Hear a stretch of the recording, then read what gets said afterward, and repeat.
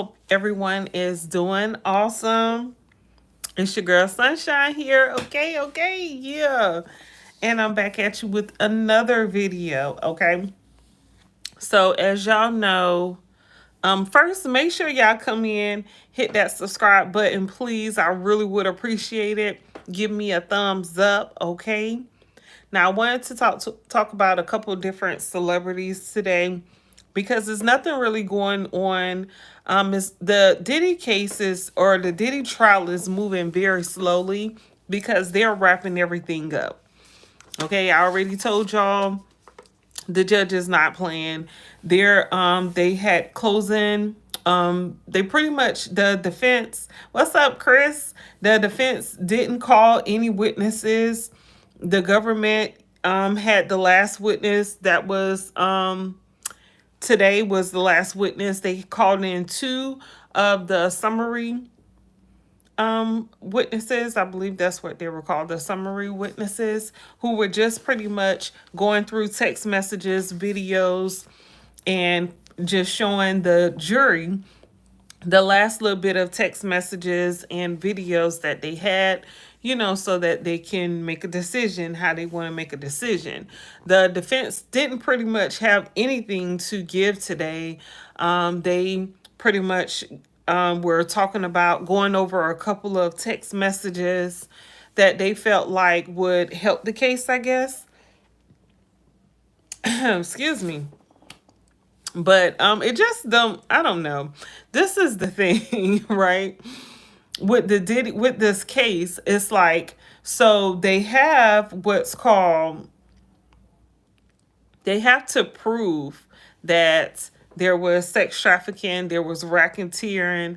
They have to prove that. So they don't need to prove that anyone was doing it against their will. Now, I saw a couple of videos today where people were saying, oh, well, they have to prove that those people didn't want to do it. They didn't want to participate. No, they do not. The government made that very clear that the acts alone were I was going to say inappropriate, but were illegal.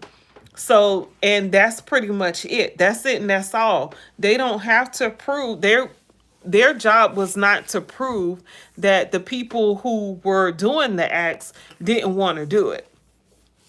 Which is why they asked a lot of the witnesses, all the witnesses, they asked them, did you want to do it? Most of the witnesses were saying it was times where they wanted to do it. They were okay with doing it. And then sometimes they didn't want to do it. They had to do it.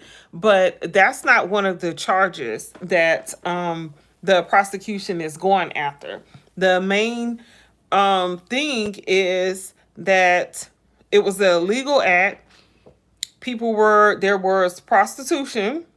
Pretty much that's what it is. They called them entertainers, but they were being paid to go from country to country, from state to state, to do sexual acts that were illegal, especially in certain places. Now, I just don't understand why they just didn't go to a place like Nevada, where it's legal to do stuff like that. Then you wouldn't even have this issue right here.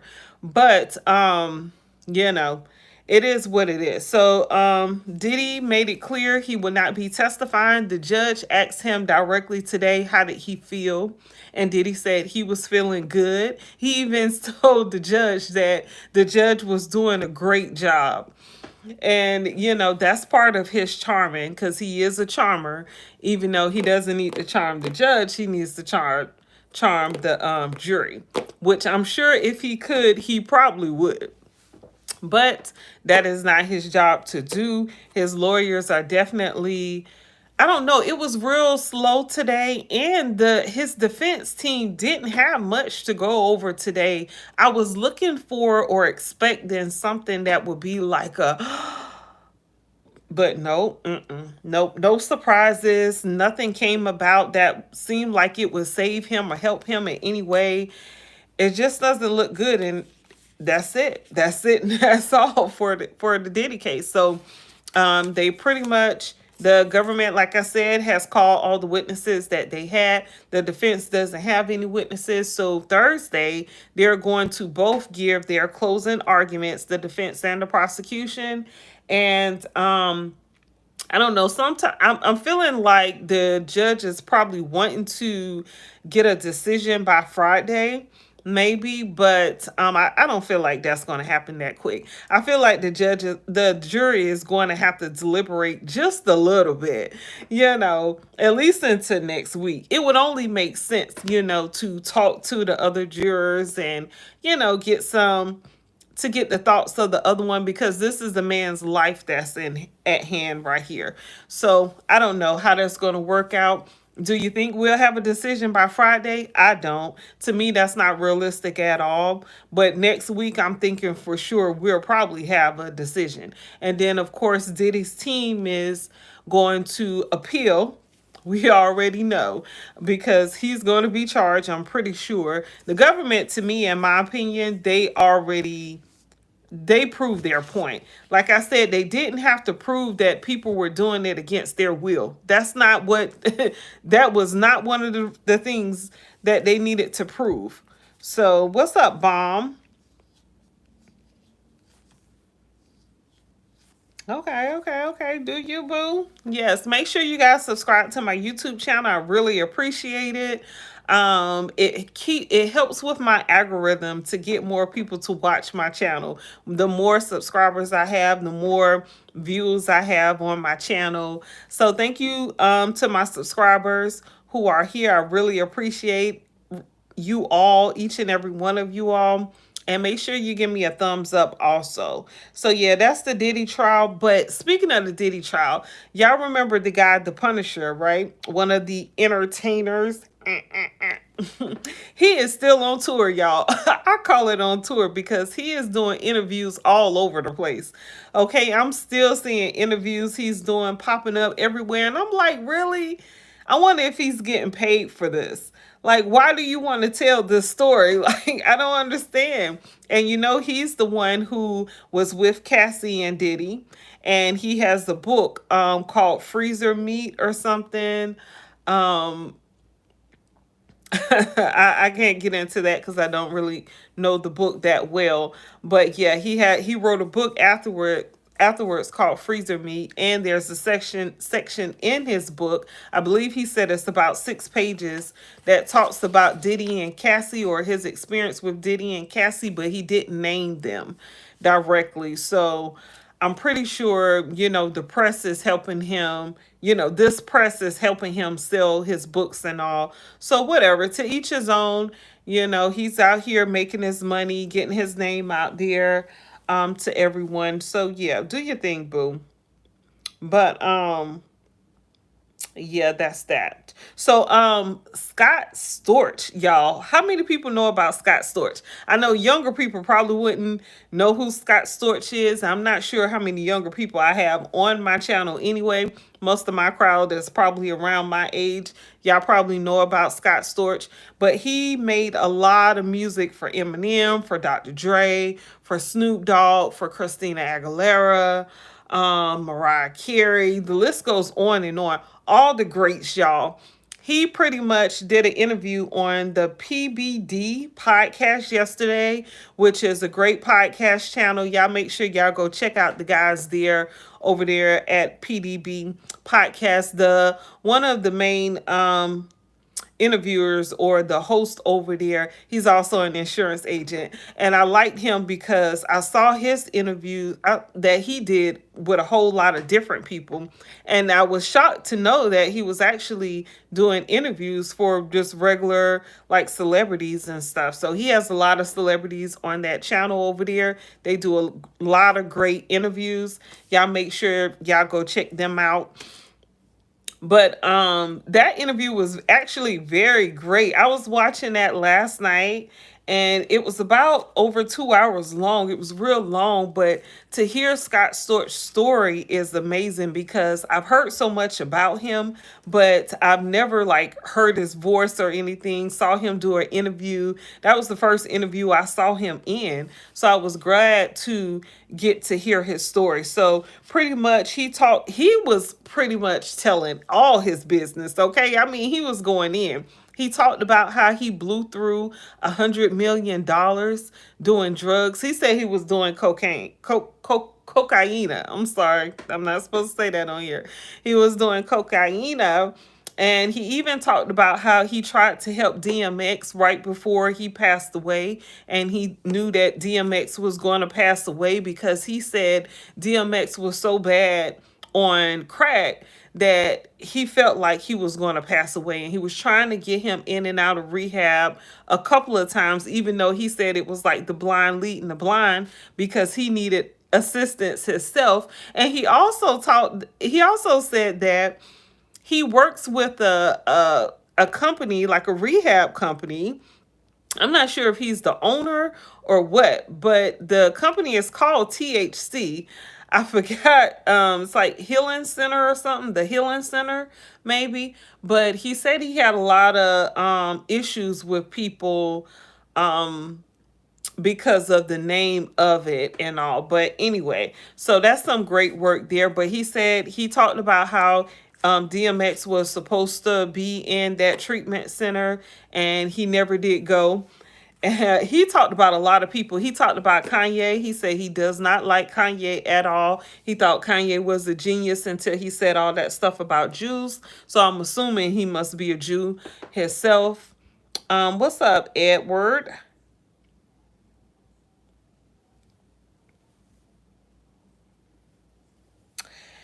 Yeah, he also talked about well, he had his son on the show as well, and he said he doesn't do music. He said he does music with his son, but that's not really what he wants to do anymore. Y'all, he made great music. He made what's a couple of the songs he made? Oh my goodness, I can't even think about it because I didn't even write it down, y'all. But y'all go check out that interview Scott Storch did on the PBD channel, y'all. It was definitely interesting, and when I watched it, it was super late at night, and I was able to stay up and watch the whole 2 hours of it. But I believe he's still on that cocaine because he had to take a break, and he called it a cigarette break. But I was like, that man is that man going to get high real quick. But it definitely was a great interview. He talked about how he was with he said he didn't do any rugs with the D at all until he got with that's hot. What her name? Paris Hilton. I remember her. She used to always say that's hot. But he said he didn't do any rugs at all. He didn't say that she got him on rugs. He told them to fill in the blank. They was like, how did you end up getting on rugs so bad with the D, right? And he said, you just fill in the blanks. But he said he didn't start it until he got with her because she introduced him to the club scene. So it's all about who you hang with. Like they say, birds of a feather flock together. But he said he was with Paris Hilton, and he was like, that just, it didn't work out at all. And he said Paris Hilton had an assistant who used to like organize her closets and stuff. Y'all know who I'm talking about? Kim Kardashian, right? So he that's how she started. She used to also work with Brandy. I think she was I think before she started organizing closets, she was, I don't know what she was doing with Brandy, but she was either friends with Brandy or something. So I guess that's how she ended up getting with Ray J. But Scott Storch said that Kim was a sweetheart. He said she was friends with Paris Hilton, and Paris would be over his house and Kim would be sleeping in the guest room. And he said she ended up making it to the master bedroom. So he said him and Paris don't talk anymore. He said him and Christina Aguilera were real cool. They were just good friends. And what's up, Dwight? I hope you're having an awesome day. Oh well, awesome evening because it is late. But he talked about being good friends with Christina Aguilera until her manager got in the way, got in between the business they were doing. And he said he worked on her first album, which was amazing. And I remember her first album being hot, like fire, and then you ain't hear from her no more. And she has such a great voice, you would think that nothing would hold her down, but that second album, it brought her all the way down after that. And he said it was because of her manager. He said he had a certain price that he charges everyone for his services. He did that. They paid the fees for the first album Christina Aguilera did. And he said the second album, the manager was like, oh, well, you got paid all that money doing the first album, so you don't need to get paid this, that, and that. And he was like, nah, that's my payment. You either going to pay me or I'm not going to work. And he said they told him, okay, you can go and buy your business. And her album flopped. And you pretty much didn't hear anything else from Christina Aguilera after that, which is very sad because that woman has an amazing voice. Amazing. And so the host asked Scott Storch, like, what makes a great artist? You know, what makes the artist great? And he said, really, it's the management, and it's um the what you call the people who make the music, not the musician, the what you call the people. Nice to see you too, Dwight. um the what, not the agent, the manager, and the people who make the music. Y'all know what I'm talking about, who I'm talking about. I don't know why I can't think of it. I don't know, that's so crazy. But yeah, so he said without them to make sure that the music is like on point, like everything sounds good, because he said they would have, like, P Diddy was the same. P Diddy was not just a hype man, but he helped with the music and stuff. And you know, he made a lot of great music. And Scott Storch even talked about how P Diddy had the ear. He said everyone in the music industry will always say P Diddy had the ear. Now he is responsible for a lot of artists having making some great music in the music industry. But of course, most of those artists are broke, or a lot of them are passed away right now. But Scott Storch talked about how, you know, it's not just the artist can't do it alone. They have to have the people behind them to help make them great. And he said he was good friends with Mariah Carey. She used to call him and like do prank calls on his phone. He was like, she's real goofy, but she's definitely a diva. Oh, he said he used to date Little Kim. I didn't even know that was a thing. But between them two, must have been way after Biggie. But he's been around a long time. He said one of the first artists that he helped was Busta Rhymes. Oh no, Busta Rhymes helped him to get out here and become a name, a big name in the music industry, and Dr. Dre.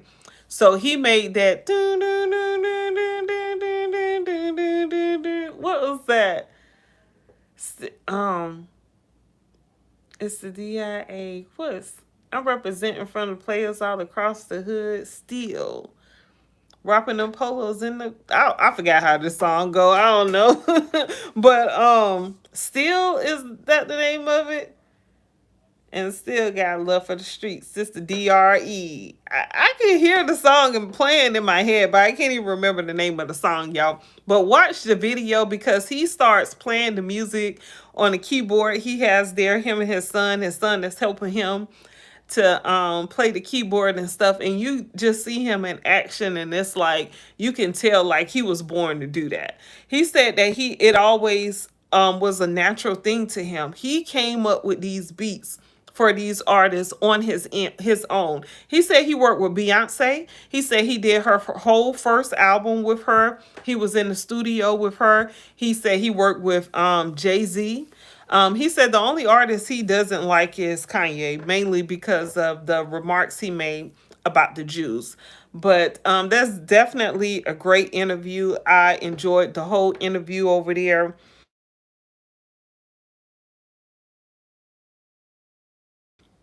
Yeah, so y'all go check it out. It's my okay, yeah. So Nikki Minaj was talking about, I don't know if y'all heard, she's saying that Roc Nation pretty much trying to block her fans from making comments, from posting on her social media pages and stuff. She says that Roc Nation allegedly is also blocking her music from, like, getting in certain areas, which I can already imagine and I could believe. Okay, there is even a rumor that Jay-Z might be performing for the Super Bowl, y'all. I feel like people ain't nobody going for that. I feel like people ain't going for that. I know a lot of people are still Jay-Z fans. I am not a Jay-Z fan at all. I feel like he is a joke. He is a joke, but it's a rumor that he may be performing for the Super Bowl. I feel like that's gonna flop. Just like Offset, y'all, let me tell y'all, do y'all know that Offset performed this past weekend in Atlanta, his hometown? They had a birthday bash concert or something in Atlanta. They have it every year around this time. When everyone was hyped and jumping, the stadium was jumping when everybody else was on stage. Soon as Offset got on stage, y'all, it was like crickets in there. Nobody was giving him any praises. It was real sad to see. His videos all on social media and TikTok. Of course, 50 Cent even tried to, clown him a little bit. Y'all check that out. But that's sad. All because people are, riding for Cardi. Like, no, no, dude, you're not going to be out here, okay, hurting Cardi B's feelings and leaving her with these three children. Okay, we're not going to do this. And then you out here asking for alimony and all, and you're not even taking care of your children. No, we're not about to do this. Okay, I was real shocked to hear that people were not giving him any praises at all. Y'all, you can see it on social media, TikTok, check it out. People are showing like videos. The stadium is packed, packed. Everyone's on one accord, not saying nothing when he's up there performing. You can hear you can hear him singing all his music because no everyone's quiet. No one's giving him any praises. Not even a little bit of people.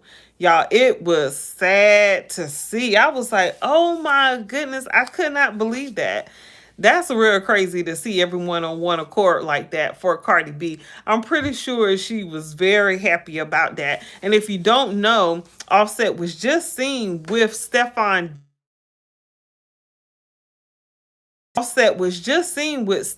Diggs' ex-girlfriend. So it's like, I don't know, he's doing a little tick for tack right there or something. I don't know. That's real crazy. But y'all look that up and check that out. Monica and Brandy are doing a Boy Is Mine tour. So they're on tour. They're going to be going to 24 cities on this tour. Money Long is going to be with them. Kelly Rowland and Jamal Roberts from American Idol. I guess he just won American Idol. I haven't followed that in so long. But I guess it's exciting to see Brandy and Monica on tour. Like, I guess they both do have some great music, but I don't know. Seemed like they could have got some better people to join the tour with them. Kelly Rowland, like, Money Long, okay. Money Long, actually, if you don't know, she writes music or wrote music for a lot of these artists that y'all listening to. So she was behind the scenes writing music before she came out with her own album, doing her big thing. So yeah, that'll be real interesting, that tour right there. Both of them women, Brandy and Monica, look gorgeous. They're doing a lot of interviews and stuff because the tour is coming up. And I guess it's going to be great to see them too, and Kelly Rowland. I guess I don't know. Seems a little boring to me. I felt like they should have included somebody who hot right now, like a Summer Walker or something. But I guess they couldn't have anybody who could take away from their shine.